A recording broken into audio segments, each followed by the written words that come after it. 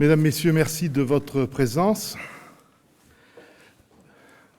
pour ce point presse concernant les nouvelles mesures annoncées par le prince souverain hier soir et concernant la lutte contre la pandémie du Covid. Cela dit, pour commencer ce moment, je voudrais, comme l'a fait hier soir le prince, présenter au nom du gouvernement princier nos plus sincères condoléances à la France, à la ville de Nice, à propos des attentats qui ont eu lieu hier. L'attentat d'hier, en plus, vient après d'autres événements, après ce drame de juillet 2016. Et donc, je voudrais à cette occasion exprimer notre solidarité, notre amitié à l'égard de la ville de Nice et plus généralement de la France. Et donc, nous sommes bien sûr tout à fait mobilisés. Le conseiller ministre pour l'Intérieur, Patrice Sellario, a été bien sûr tenu informé de façon constante de l'évolution de la situation à Nice et il a immédiatement pris toutes les dispositions nécessaires en termes de renforcement de la vigilance et notamment de contrôle et de surveillance des sites les plus sensibles de la principauté. Vendredi dernier, nous vous avons annoncé de nouvelles mesures concernant la lutte contre cette pandémie du Covid. Il y a eu des mesures assez fortes qui ont été présentées et nous n'avions pas caché à cette occasion que ces mesures pourraient évoluer si des éléments nouveaux apparaissaient. En l'espèce, 2 éléments nouveaux sont apparus. Premier élément, la décision qui a été prise en France de fixer un confinement sur l'ensemble du territoire national avec de nouvelles mesures plus rigoureuses pour lutter contre la pandémie.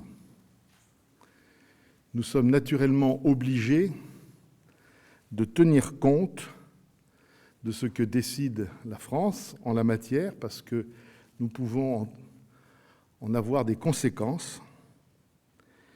Pour autant, il n'est pas évident que les mêmes mesures soient applicables, soient intégralement retransposées, parce que la situation n'est pas la même et parce que la principauté, bien sûr, a des spécificités. Le deuxième élément que nous avions déjà signalé et qui se poursuit, c'est l'aggravation de la situation. Même si, répétons-le, la situation est moins grave qu'en France ou même dans les Alpes-Maritimes, elle demeure quand même grave. Et cela se voit naturellement en premier chef par les indicateurs que nous avons, et notamment le taux d'incidence qui traduit le nombre de cas positifs enregistrés sur les 7 derniers jours rapportés à 100 000 habitants. Ce taux a été, il y a 4 semaines, de 32. Il est passé à 82, puis à 108, et il est maintenant à 168. Effectivement, c'est moins que les Alpes-Maritimes qui ont un chiffre actuellement de 241. Et c'est encore moins que l'ensemble national français, puisque la moyenne nationale est supérieure à celle des Alpes-Maritimes.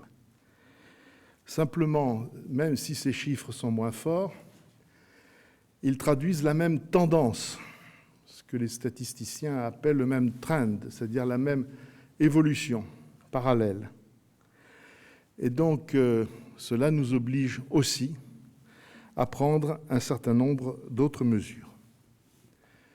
Nous avons donc, dès la journée d'hier, à la demande du prince souverain, fait un travail de réflexion avec les membres du gouvernement.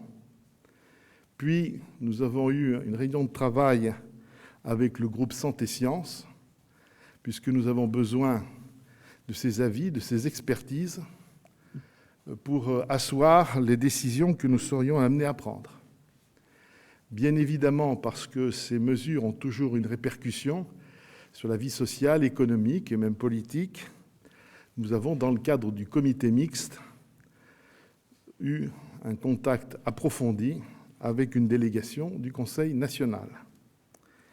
Nous avons même aussi reçu des délégations des principales filières économiques, de chefs d'entreprise représentant des secteurs différents. Patrice Célario a également reçu des représentants du monde de la culture et a eu des contacts avec des représentants du monde des sports, de façon à ce que l'on puisse à la fois entendre leurs remarques, leur faire part de nos intentions et valider auprès d'eux un certain nombre de mesures sur lesquelles nous avions commencé à travailler. Donc il y a eu cette concertation intense dans la journée d'hier qui nous a permis de présenter au souverain un certain nombre de mesures, un certain nombre d'hypothèses qu'il a validées. Alors, pour ce qui concerne la principauté, le principal point qui constitue l'amorce de tout le dispositif qu'il faut comprendre, c'est que nous n'avons pas choisi le confinement. Nous n'avons pas choisi le confinement parce que nous considérons que la situation ne le justifie pas et que les conséquences économiques dans la principauté ne le justifient pas non plus. Ça ne veut pas dire que nous oublions tout à fait cette disposition, notamment si la situation devait encore plus s'aggraver. Nous avons donc choisi d'opter pour le couvre-feu.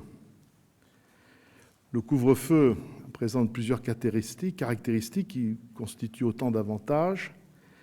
C'est qu'il permet aux gens de se déplacer et donc à beaucoup d'activités économiques de continuer à fonctionner normalement. Mais qui dit couvre-feu dit horaire restrictif pour ces mêmes déplacements. Et cet horaire restrictif sera le suivant. Le couvre-feu sera opérant de 20h à 6h du matin. C'est-à-dire que la liberté de déplacement et le fonctionnement normal des activités économiques se tiendront entre 20h et 6h. Pourquoi cette mesure ?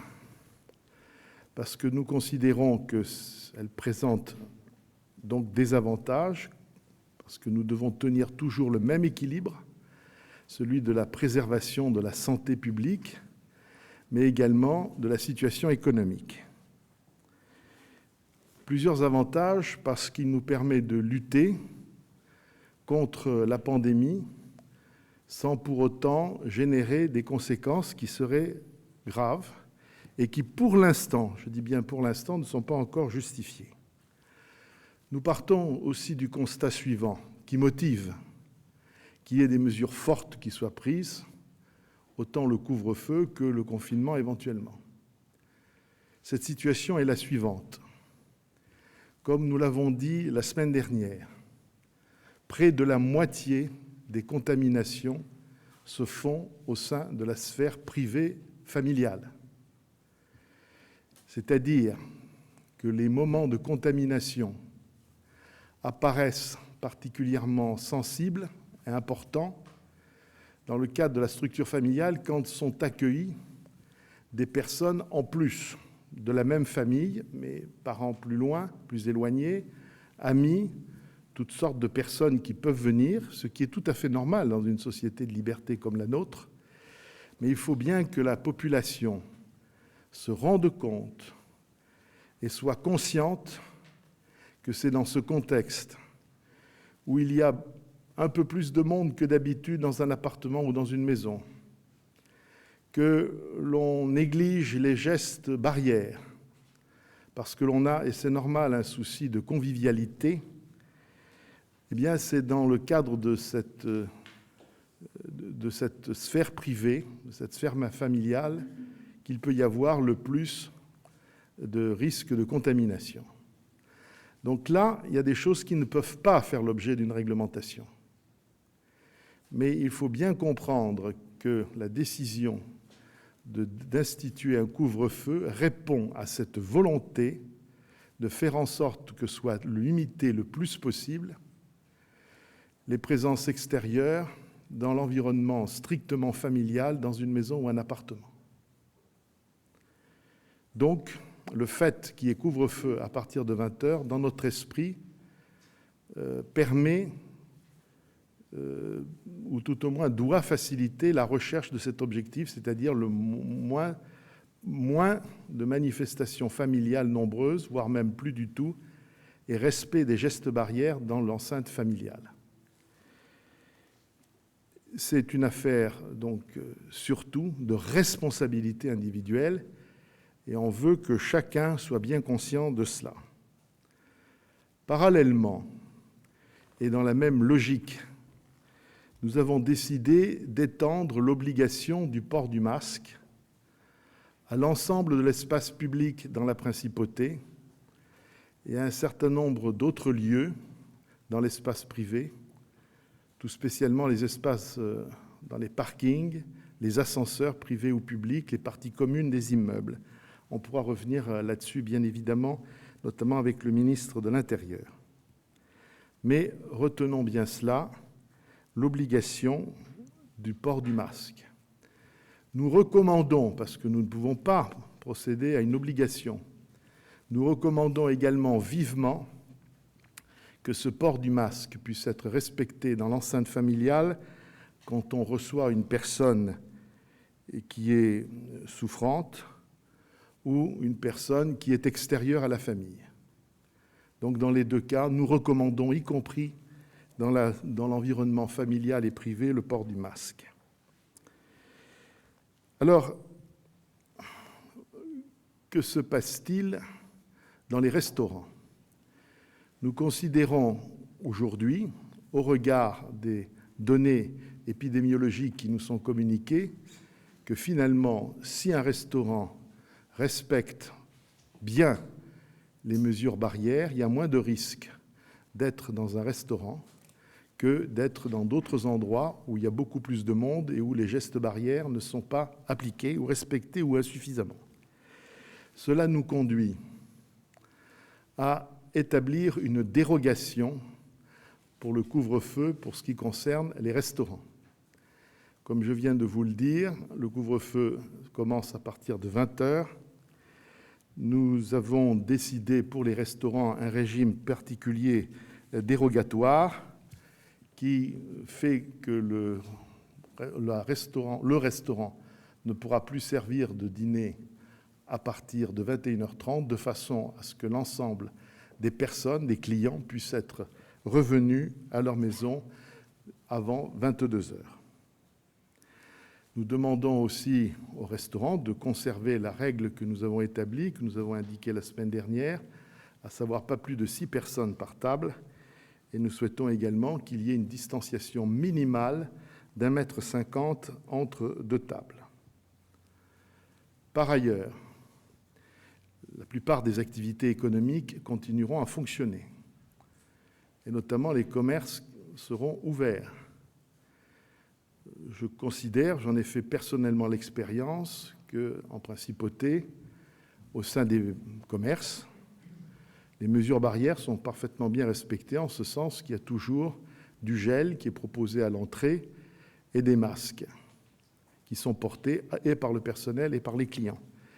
Il y a des cas qui ont été contrôlés et qui ont fait l'objet de mesures d'admonestation, si j'ose dire, pour leur rappeler quelles étaient leurs obligations, mais ces phénomènes sont extrêmement rares. Donc, les commerces demeurent ouverts, mais bien entendu, sous réserve que les mesures barrières soient rigoureusement appliquées. D'autres activités économiques importantes continueront à fonctionner normalement, comme le bâtiment et les travaux publics. On pourra revenir là-dessus. Marie-Pierre Gramalia pourra vous donner d'autres précisions, si vous le souhaitez, à ce sujet. Sur le plan culturel, qui est un vecteur important d'attractivité pour la Principauté, eh bien, il y aura aussi la possibilité d'assister à des spectacles au théâtre, à des films au cinéma, dans la limite des horaires du couvre-feu. Il pourra y avoir toutefois des dérogations jusqu'à 21h30 si un spectacle déborde 20h. Pour le restaurant, si l'on sort de nuit et parce que l'on vient d'un restaurant, au-delà de l'horaire de couvre-feu, nous avons prévu une attestation que devront remplir les restaurateurs pour établir que telle personne a fréquenté le restaurant. Pour ce qui concerne les spectacles, il y aura donc un ticket, le ticket du spectacle, du cinéma ou de la salle de théâtre, qui établiront que la personne vient d'assister à ce spectacle. Par ailleurs, là aussi Patrice Célario pourra revenir là-dessus, les écoles, les collèges, les lycées et même l'université internationale continueront de fonctionner normalement.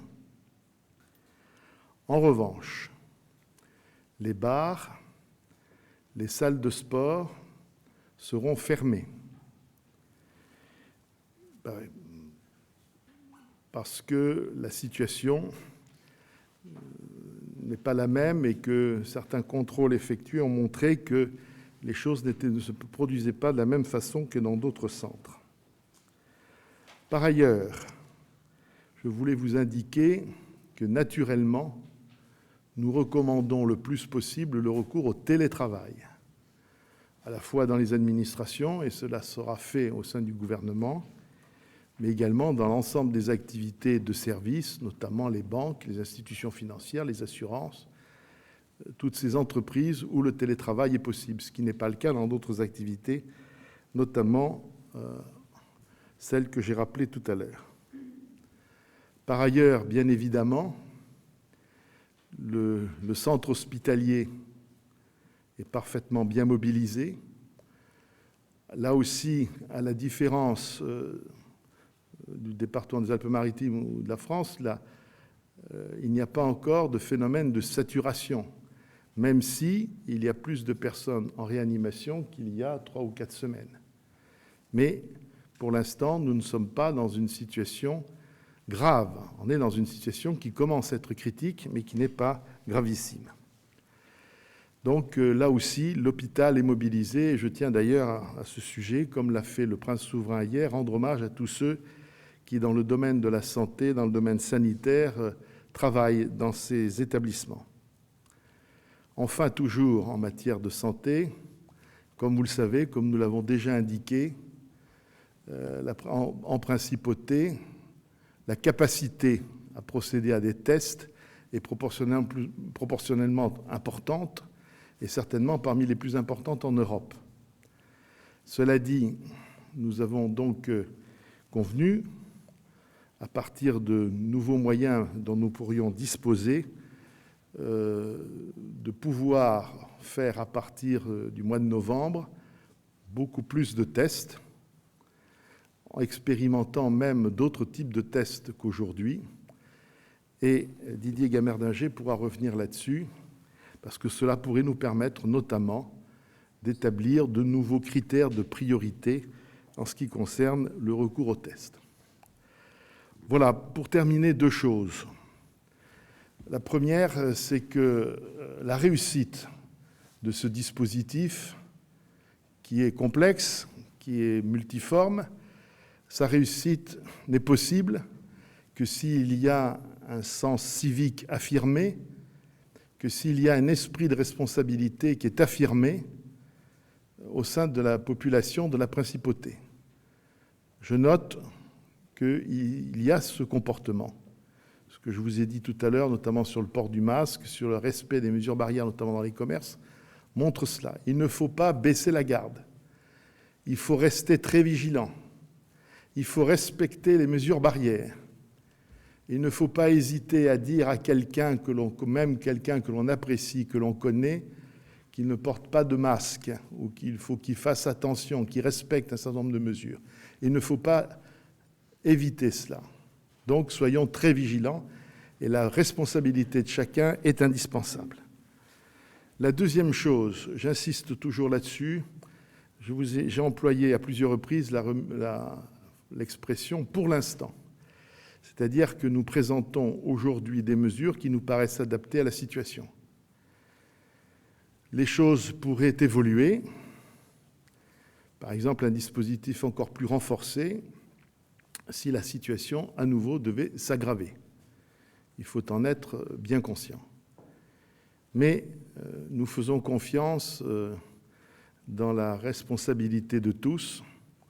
Je crois que l'ensemble des partenaires, les entreprises, les associations, tout le monde est très mobilisé, tout comme l'est le gouvernement, le Conseil national, la mairie de Monaco. Tous les partenaires sont mobilisés parce que conscients de la situation. Vous avez un rôle très important à tenir pour bien rappeler à tous les habitants de la principauté, monégasques et résidents étrangers, quels sont leurs devoirs et quel doit être leur sens de la responsabilité. Voilà, nous sommes prêts, tout au moins les différents ministres, à répondre à toutes vos questions que vous ne manqueriez pas de nous poser. Merci.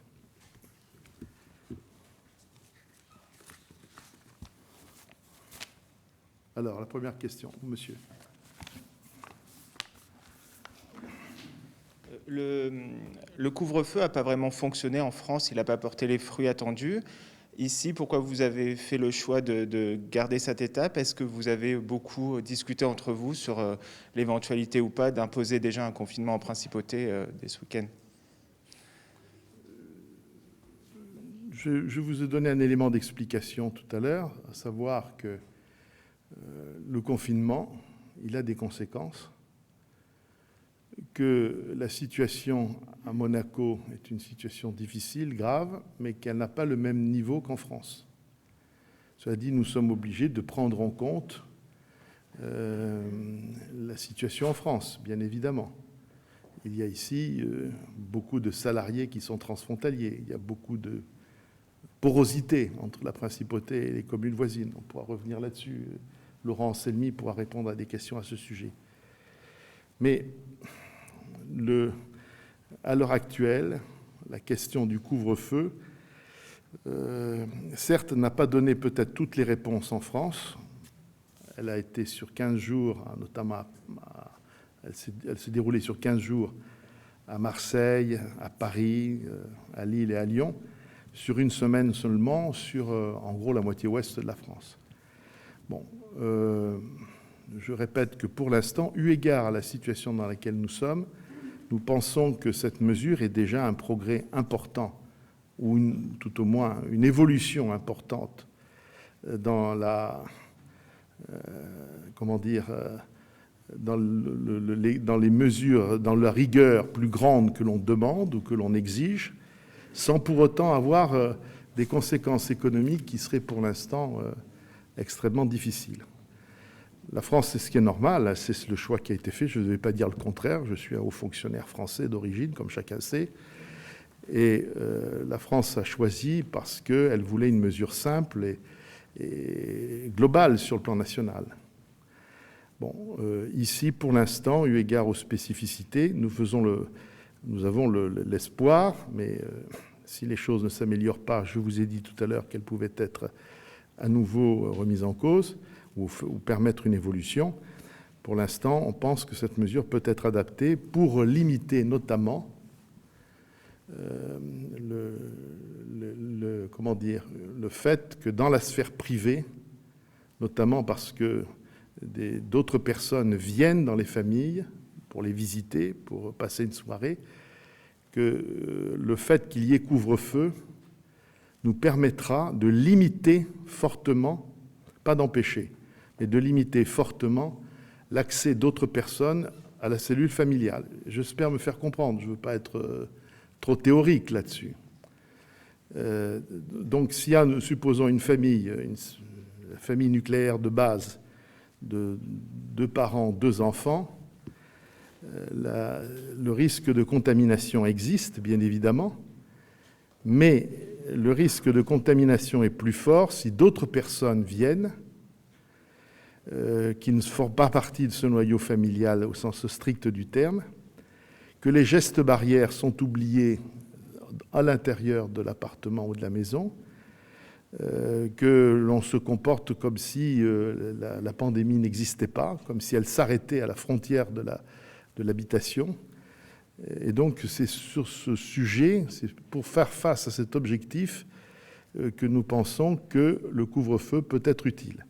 Mais je vous le répète, cet objectif-là ne peut être sérieusement respecté que s'il y a une prise de responsabilité dans la population.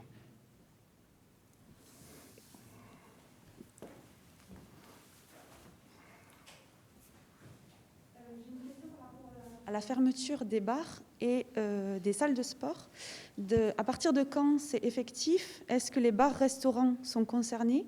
Est-ce qu'ils peuvent rester ouverts s'ils sont bars-restaurants?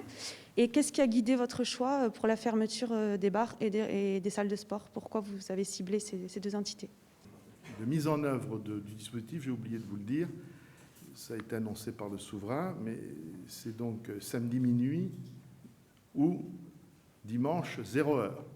C'est-à-dire que samedi soir, les bars et les restaurants peuvent fermer à 23h30.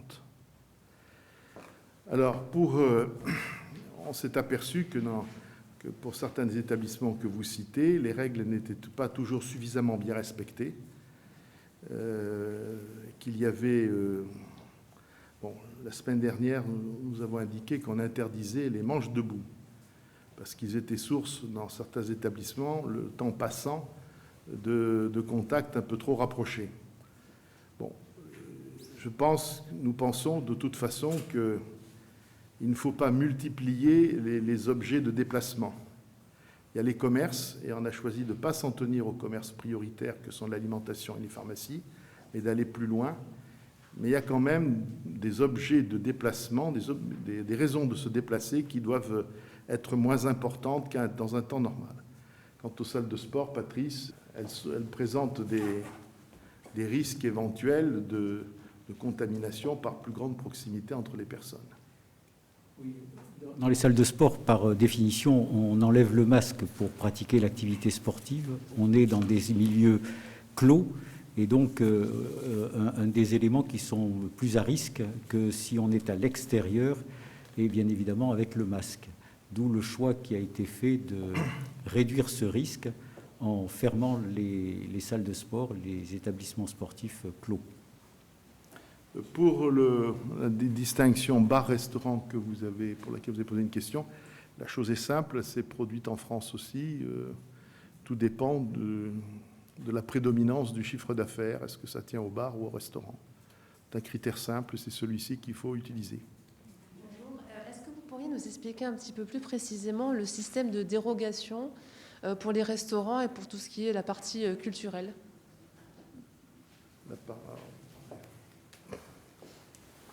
Donc le principe de base, c'est le couvre-feu à 20h, donc tout le monde rentrait chez soi à 20h. Pour les restaurants, de manière à permettre au service du soir de s'accomplir complètement, une dérogation quant au service est mise en place jusqu'à 21h30. Bien évidemment, les personnes, la clientèle, se trouvera donc par définition en dérogation ou en anomalie par rapport à la règle du jeu d'être à 20h à la maison. Et donc une tolérance, une dérogation est donnée à la clientèle pour qu'elle puisse rentrer entre 20h et 22h, donc une demi-heure maximale après la fermeture du service, l'interruption du service du restaurant, à leur domicile. Pour justifier cela, et pas que le fait de se promener en principauté de 20h à 22h soit simplement par l'affirmation de « j'étais au restaurant », une attestation sera délivrée par le restaurateur à sa clientèle, selon laquelle cette dernière a quitté le restaurant à telle heure. Et donc, ça justifiera, si elle quitte à 21h30, qu'elle se trouve à 21h35 ou 40 encore sur la voie publique avant de rentrer à la maison. Ce même principe a été mis en place également pour les spectacles qui, bien que dans une reprogrammation, vont être avancés par rapport à ce qui est habituel dans la programmation des spectacles, peuvent déborder de l'heure fatidique de 20h du couvre-feu. Et donc, de la même manière, les spectateurs, sur présentation du billet du spectacle, justifieront qu'ils puissent se trouver jusqu'à 22h sur la voie publique pour rentrer chez eux, les salles de spectacle ayant l'obligation de s'arranger dans leur programmation pour terminer toute activité liée à des représentations à 21h30 au plus tard. Qu'en est-il de l'éventualité d'utiliser des tests antigéniques ? Alors, peut-être que Didier, vous pouvez faire un point général sur la question des tests. Alors, je vous fais, si vous le voulez bien, par rapport à votre question extrêmement pertinente, un point sur les tests. Donc, vous le savez, nous testons massivement en test PCR actuellement en Principauté de Monaco. Et c'est unanime, le test qui est le plus fiable. C'est la référence. La semaine dernière, nous avons testé 1700 personnes. 1700 personnes sur une semaine, ce qui est la preuve de l'effort extrêmement conséquent du département. Et nous réalisons certaines journées 400 prélèvements PCR par jour en Principauté de Monaco. Donc nous sommes totalement engagés dans l'application de l'axiome tester, tracer, isoler. Alors c'est une charge importante et bien sûr il faut remercier toutes les personnes qui s'engagent, les infirmiers, l'hôpital, les administrations et la mairie qui nous met à disposition l'espace Léo Ferré. Et nous testons les personnes symptomatiques, vous le savez, les cas contacts, les personnes qui sont en pré-admission pour une hospitalisation, les personnes qui doivent voyager, puis également celles qui ont un petit peu d'angoisse. Nous les testons volontiers. Donc il n'y a pas de tri. Nous prenons tout le monde, ça c'est très clair, tout le monde sur indication médicale. Et si nous nous comparons, le ministre l'a dit, nous faisons plus de tests qu'ailleurs, par exemple 3 fois plus de tests qu'en Italie ou qu'en Suisse, la Suisse pourtant est réputée pour cela. Nous testons 4 fois plus que la ville de Nice et 2 fois plus que par exemple Paris et Marseille, qui sont les villes de France qui testent en ce moment le plus. Nous en faisons 2 fois plus. Et puis nous allons bien sûr continuer, c'est-à-dire ne pas relâcher les efforts, c'est-à-dire prélever largement et répondre ainsi aux besoins de la santé publique. Et nous allons élargir les priorités. Je vous l'avais dit, jusqu'à présent, les symptomatiques et cas contacts essentiellement. Élargir les personnes que nous allons continuer à dépister. L'idée, c'est d'augmenter encore les publics qui vont être concernés par ces tests. Alors comment ? D'une part, vous le savez, est comme prévu un automate qui avait été commandé au printemps dernier et doit être livré au centre scientifique de Monaco. Il le sera dans les prochaines semaines. C'est un automate Roche de grande capacité qui permettra de développer les capacités d'analyse. Et comme nous pourrons analyser beaucoup plus, nous allons pouvoir continuer à prélever davantage. Cet automate fait 400 analyses par jour, auxquelles s'ajoutent les analyses qui sont réalisées au CHPG et dans le laboratoire privé de Monaco. Alors pour qui ? Et pour les personnes qui sont plus exposées. Alors on peut penser aux danseurs des ballets, par exemple, qui par définition ne portent pas un masque quand ils se donnent en représentation.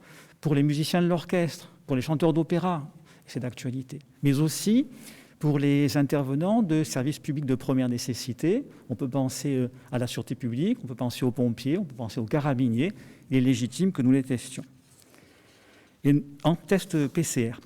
Mais, et là j'en viens à la question que vous posiez, également en tests alternatifs. Alors le gouvernement avait indiqué qu'il expérimentait ces tests et nous l'avons fait. Jusqu'à présent, ces derniers n'étaient pas totalement fiables, il y avait une dégradation de la qualité du rendu. Or nous ne voulions pas baisser le niveau de la qualité de la prestation.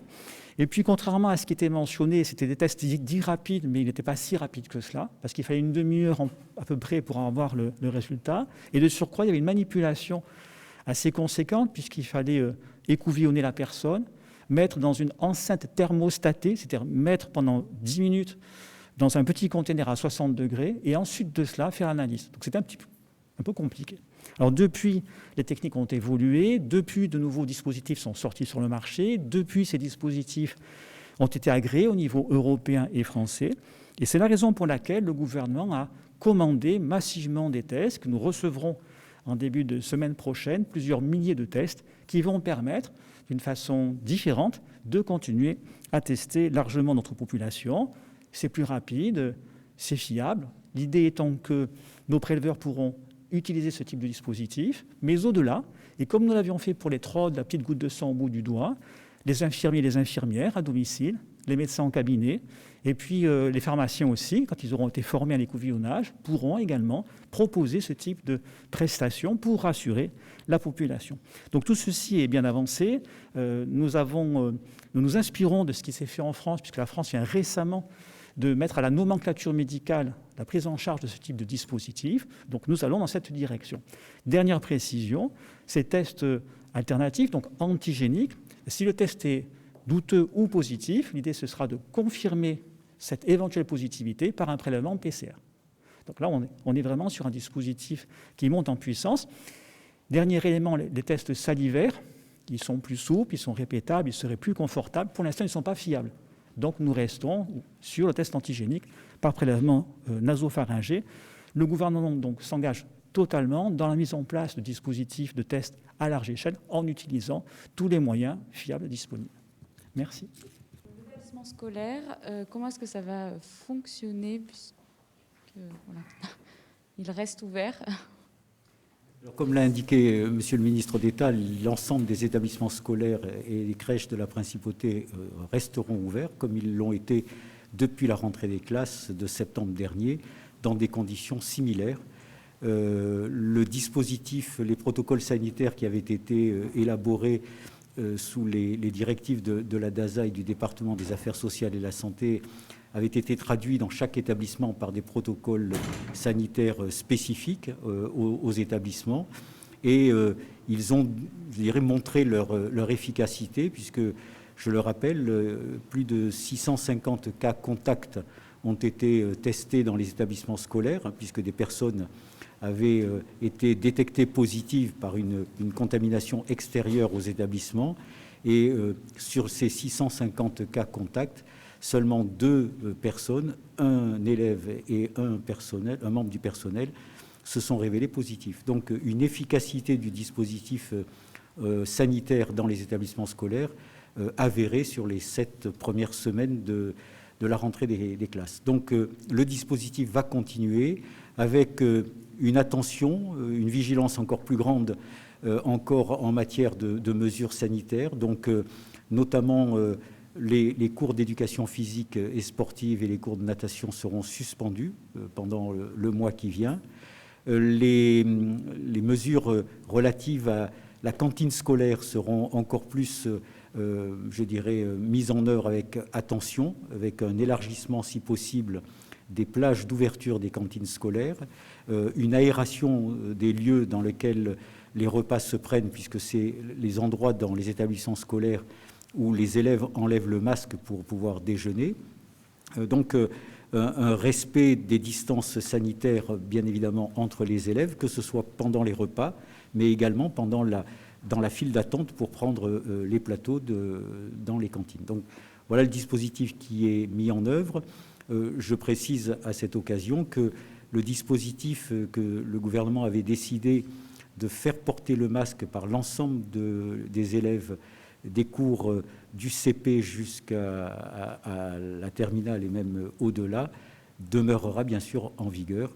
On ne remet pas en cause cette disposition qui a fait partie du dispositif sanitaire et qui a porté ses fruits. Voilà. Bonjour. Ma question concerne les établissements qui vont être fermés du fait du couvre-feu. Quelles aides vont être apportées à ces établissements? Je pense notamment aux bars, aux salles de sport et aussi au monde culturel qui va se retrouver amputé de sa clientèle française du fait du confinement. 2 ministres vont vous répondre. Alors, je commence par le volet qui concerne la prise en charge des salariés eux-mêmes.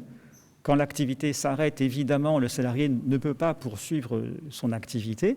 Et donc, ce dernier pourra être placé en position de CTTR, donc chômage total temporaire renforcé, avec la précision suivante que dans cette hypothèse, comme c'est le gouvernement qui demande à l'opérateur économique de suspendre, d'interrompre son activité, eh bien, il sera remboursé à 100% par l'État du maintien du revenu qu'il aura assuré à ses collaborateurs. C'est la même règle que celle qui avait été mise en œuvre lors du confinement du printemps dernier, et c'est la même qui a continué à s'appliquer au demeurant pour les établissements de nuit qui, vous le savez, n'ont pas été autorisés à rouvrir depuis le confinement. Donc 100% de prise en charge par l'État du CTTR pour les salariés concernés.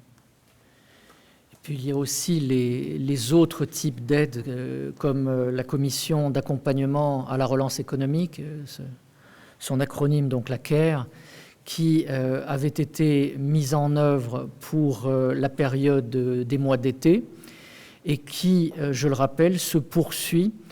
Les personnes qui étaient éligibles et qui en ont fait la demande se voient aujourd'hui encore, si vous voulez, prises en compte.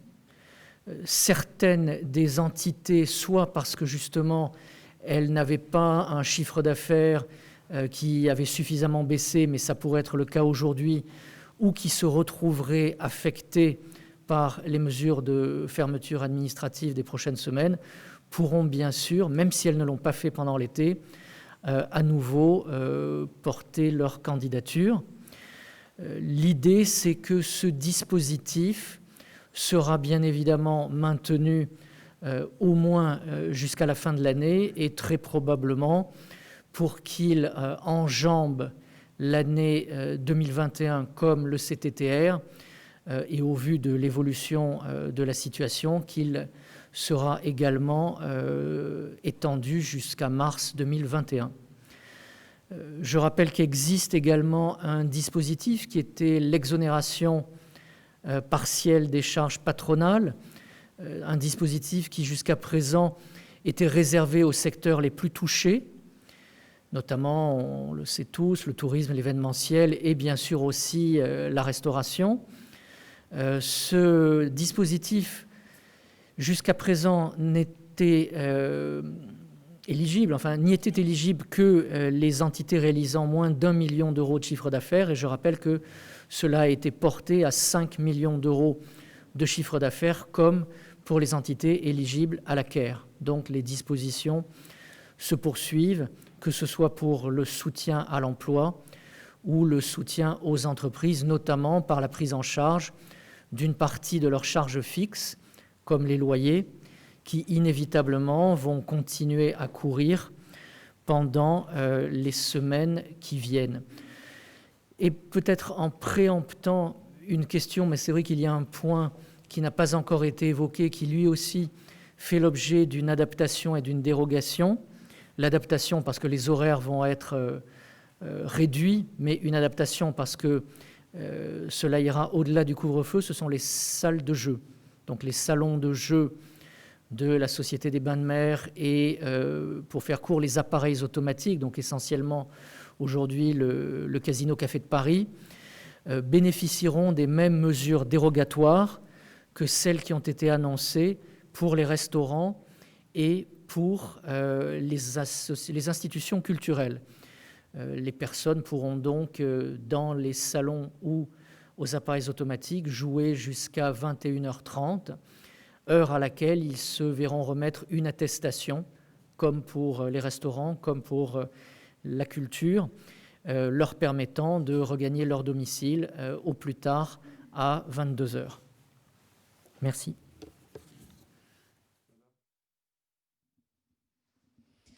J'ai deux questions qui n'ont rien à voir, mais peut-être j'en profite si vous me permettez de les poser, comme ça c'est fait. La première, c'est que vous avez indiqué que Mme Gramalia pouvait s'exprimer sur le monde du bâtiment. Est-ce que ça signifie qu'il y a des évolutions qui ont été prévues? Et la deuxième, c'est par rapport à la vaccination contre la grippe. Vous avez appelé à ce que les gens se fassent vacciner. On a vu qu'en France, il y avait des tensions au niveau du nombre de vaccins. Je voulais savoir à Monaco ce qui se passe. Alors très rapidement, dans le secteur du BTP, non, il n'y a pas de modification. C'est un secteur clé pour l'économie de la Principauté de Monaco. Comme l'a fait la France, nous avons choisi de ne pas arrêter les chantiers. Tout cela se fera bien sûr, comme ça a déjà été le cas, dans le strict respect des règles sanitaires qui ont été prises suivant l'arrêté ministériel d'avril de cette année, avec des contrôles accrus. Et depuis, nous avons fait beaucoup de contrôles sur les différents chantiers de la Principauté. Et nous sommes rendus compte vraiment que les règles sanitaires étaient respectées, avec la prise de température à l'entrée des chantiers, les ouvriers qui ne pouvaient pas sortir, qui mangeaient à l'intérieur des chantiers. Donc un strict respect des mesures qui n'entraîne pas à ce jour de modification. Alors, sur le volet vaccination contre la grippe, qui est important, puis c'est intéressant que les médias relayent ces éléments. Le gouvernement invite la population à se faire largement vacciner, vous l'avez vu. Pour fixer les idées, l'année dernière, 4500 doses de vaccins avaient été distribuées en Principauté de Monaco, essentiellement par les pharmacies d'officine. Cette année, nous anticipons une vaccination beaucoup plus importante pour fixer un ordre d'idée. Depuis le lancement de la campagne, sachant que ce sont les personnes prioritaires qui ont pu se faire vacciner jusqu'à présent, pratiquement 2000 personnes se sont fait vacciner en Principauté de Monaco, donc résidents à Monaco prioritaires. Pour anticiper une éventuelle difficulté d'approvisionnement, les pharmacies d'officine et la pharmacie du CHPG ont commandé 5000 doses de vaccins. Toutes les doses ne sont pas encore arrivées en Principauté de Monaco.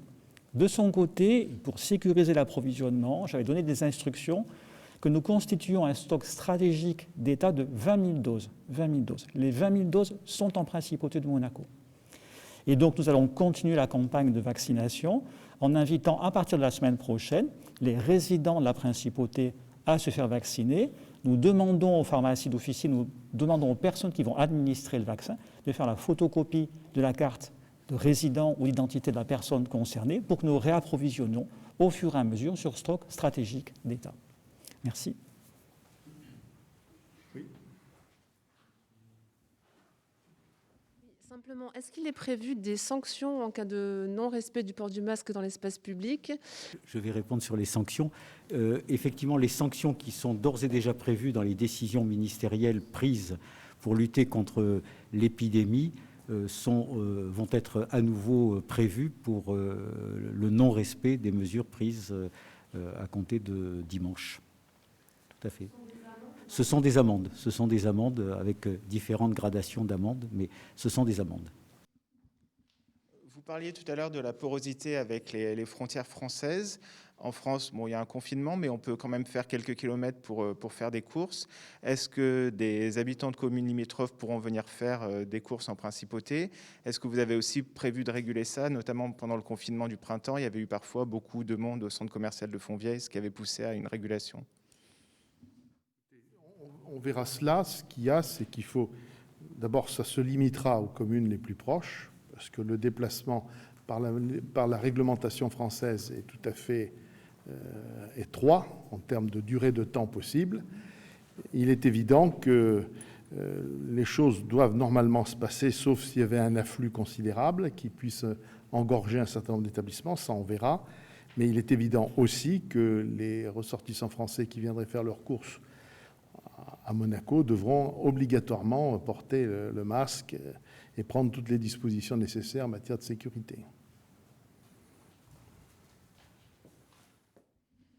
Oui, est-ce que vous envisagez la réouverture de cellules d'écoute anonymes? Alors en fait, cette cellule d'écoute n'a jamais été interrompue, puisqu'il y a ce qu'on appelle le centre d'appel, qui est là pour prendre en compte les demandes des différentes personnes résidant en Principauté ou salariés et répondre à leurs interrogations, d'une part. Et puis d'autre part, il y a un centre de suivi des patients. Et dans ce cadre-là, si nécessaire, mais ça ne nous a pas été demandé récemment, si nécessaire, il y a une capacité effectivement d'écoute et qui permettrait à la personne d'être rappelée par un psychologue, puisque nous avions mis en place une équipe au printemps dernier, qui est toujours opérationnelle, et pour pouvoir rassurer une personne qui se montrerait inquiète. Et je souligne que de la même façon, la Croix-Rouge monégasque est toujours à nos côtés pour amener les produits de première nécessité ou de la nourriture aux personnes qui, un temps, doivent rester à leur domicile le temps de la guérison. Merci. Pour revenir peut-être à la question que vous posiez, j'y pense bien sûr, pour les transferts possibles de clientèle. Pour les supermarchés, les commerces alimentaires, ils ne sont pas fermés en France. Donc le besoin de transfert n'existe pas. Sauf si les gens considèrent qu'ils préfèrent venir dans telle ou telle grande surface ici. La deuxième chose aussi, c'est un autre argument concernant les bars. À un moment, quand la réglementation française sur les heures de fermeture des bars avait évolué, s'était faite plus stricte dans les Alpes-Maritimes, certains avaient dit, risque-t-il d'y avoir un report de clientèle? Donc la fermeture des bars ici a aussi comme objectif d'éviter ce report de clientèle. J'ai plusieurs questions concernant différents établissements. Vous ne les avez pas évoqués au moment dans votre préambule. Je pense notamment aux cérémonies religieuses, les mariages, les funérailles, les cimetières. Est-ce qu'ils vont rester ouverts normalement? Je pense également au spa, massage. Comment ça va se passer pour ces établissements? Alors, je rappelle d'abord que les lieux de culte n'ont jamais fermé en principauté. Il y a eu des conditions d'accueil dans ces lieux de culte qui ont été particulières durant le confinement. Depuis la sortie du confinement, des règles sanitaires pour l'installation des fidèles dans les différents lieux de culte ont été édictées et rien ne change en la matière avec les mesures prises aujourd'hui. Donc les cérémonies, mariages, funérailles restent dans le respect bien évidemment des règles sanitaires indiquées et le cimetière est également ouvert bien évidemment. Alors pour les spas, dans le même esprit que celui qu'anime le gouvernement, la décision a été prise de suspendre temporairement ce type d'activité. Alors il faut bien faire la différence. Une manucure, par exemple, peut évidemment continuer à être opérée, puisque la personne porte un masque et puis en général il y a un plexi. En revanche, il y a un peu plus de risques pour les massages ou les spas à proprement parler, les centres de remise en forme et de wellness. Et donc l'idée, c'est que ce type d'activité est suspendu pendant la durée considérée. Oui, monsieur. La question, si vous avez évoqué la situation dans les services de réanimation, monsieur le ministre. Monaco fait partie du plan blanc. Aujourd'hui, Monaco n'est pas saturé. Est-ce que Monaco serait capable aujourd'hui d'accueillir des patients de la région voisine qui a envoyé la semaine dernière 6 patients à Brest? Voilà. Est-ce que Monaco est capable d'accueillir actuellement des patients venant de France? Alors, nous sommes en relation étroite avec l'Agence régionale de santé, avec laquelle les relations sont excellentes. Et Benoît de Sévelage, directrice du CHPG, elle-même est en rapport étroit avec le directeur général du CHU de Nice. Et dans cet esprit, si c'était nécessaire, nous pourrions jouer la complémentarité. Je rappelle qu'au printemps dernier, le CHU avait été conduit à accueillir certains patients résidant à Monaco. Il est légitime que la solidarité puisse s'exercer également dans ce cadre-là. On peut même ajouter, parce que ce n'est pas puisqu'on ne donne pas d'identité, on ne les connaît pas, que parmi les personnes actuellement en réanimation, il y a des personnes qui ne résident pas à Monaco. Je faisais référence notamment à la semaine dernière des patients de PACA qui ont été envoyés à Brest. Si Monaco n'était pas saturé, pourquoi ces patients ne sont pas venus en principauté? Oui. Alors que vous sachiez, parce que ça ne s'est pas su, que le centre cardio-thoracique de Monaco accueille à l'heure actuelle 3 patients venant de Fréjus et qu'il a été également approché par l'Institut Arnaud de Sanck, donc qui est spécialisé dans les pathologies cardiaques sur les bords du Var, donc près de Nice, et que nous jouons par conséquent la solidarité et la complémentarité évidemment. Est-ce que vous avez eu des échanges avec la SNCF et la région Sud sur le nombre de trains qui rallieront Monaco? Est-ce que le confinement en France ne va pas impliquer une baisse du trafic, alors même que des milliers de salariés vont continuer à venir travailler à Monaco? Alors effectivement, dans la première partie du confinement, la baisse des trains avait été effective. Je n'ai pas encore pris contact avec la SNCF et nous allons faire un point rapidement au niveau de la SNCF et je vous tiendrai au courant. Est-ce qu'il y a d'autres questions? Je voulais juste simplement savoir si par rapport à l'attentat qu'il y a eu hier à Nice, est-ce que Monaco a renforcé son dispositif sécuritaire pour les lieux de culte, pour les écoles ou aux points frontières? Oui, ça on vous a répondu là-dessus tout à l'heure. Je vous ai dit ça pour commencer dans mon exposé. Le ministre de l'Intérieur a donné des instructions à l'ensemble des forces de sécurité pour redoubler de vigilance, et notamment à l'égard des points les plus sensibles, dont font partie les lieux de culte.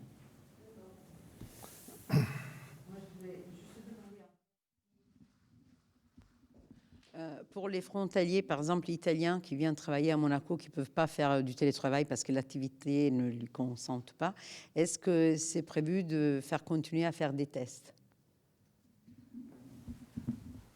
Oui, bien sûr.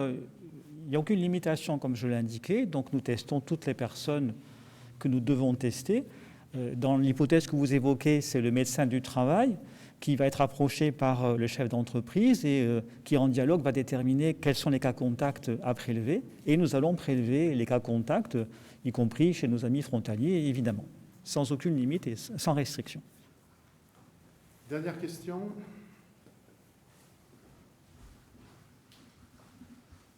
Oui, ça concerne le télétravail. Donc, on est d'accord, c'est un télétravail qui sera recommandé. Il n'est pas imposé pour les personnes qui peuvent le faire. Non, il est fortement recommandé. Il est fortement recommandé. Absolument. D'accord. Et juste un point, peut-être, le télétravail, Monsieur le ministre, vous aviez évoqué une possibilité qui soit mise en place assez rapidement avec l'Italie, qui n'était pas encore. Où en est-on aujourd'hui? Est-ce qu'ils peuvent aujourd'hui prétendre à... Oui, alors nous avons. Alors d'une part, le télétravail assoupli est effectivement mis en application, y compris concernant des personnes qui résident en Italie, des salariés à Monaco, mais qui résident en Italie. C'est déjà mis en application. Parce qu'au printemps dernier, nous étions rapprochés des représentations diplomatiques françaises et italiennes pour demander leur accord. Et la réponse avait été positive. Donc c'est fait. Au-delà de cela, dès 2015, le gouvernement princier avait proposé aux autorités italiennes de mettre en place un cadre juridique pour permettre le télétravail. Et nous avons reçu la réponse favorable des autorités italiennes il y a 3 semaines maintenant. Nous avions proposé un échange de lettres avec une rédaction qui convient à nos partenaires italiens. Nous sommes en train de finaliser les discussions pour poser un cadre plus pérenne qui dépasserait la situation présente concernant les salariés à Monaco résidant en Italie. Bien. S'il n'y a pas d'autres questions, je vais conclure très très rapidement. Comme vous le voyez, nous sommes très mobilisés. Nous sommes mobilisés parce qu'il faut que tous les monégasques le soient et tous les résidents à Monaco le soient. Et nous comptons sur vous pour faire passer le message. Notamment, on a besoin de vous pour faire comprendre à l'ensemble des personnes qui habitent en principauté de la nécessité d'être très responsables, d'avoir un comportement respectueux des mesures barrières, d'éviter les rassemblements dans les domiciles et les résidences. C'est le premier point. Deuxièmement, la mobilisation, elle est très forte avec l'ensemble de nos partenaires. Nous travaillons étroitement avec le Conseil national, notamment pour l'élaboration de ces mesures, tout cela sous l'autorité du prince souverain, mais nous travaillons également avec la mairie, avec les entreprises, avec les associations, et nous sommes tous engagés vers le même objectif, c'est-à-dire lutter contre cette pandémie, et la mobilisation est vraiment nécessaire de tous. Voilà, merci beaucoup.